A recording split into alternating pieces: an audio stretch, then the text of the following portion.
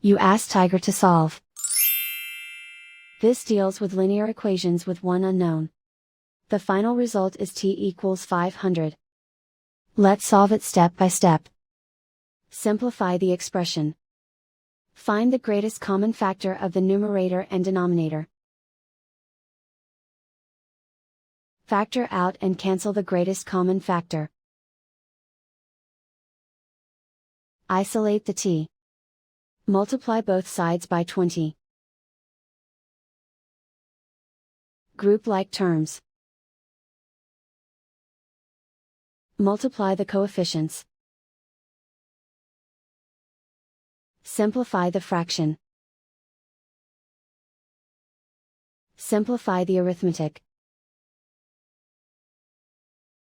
And so the final result is t equals 500.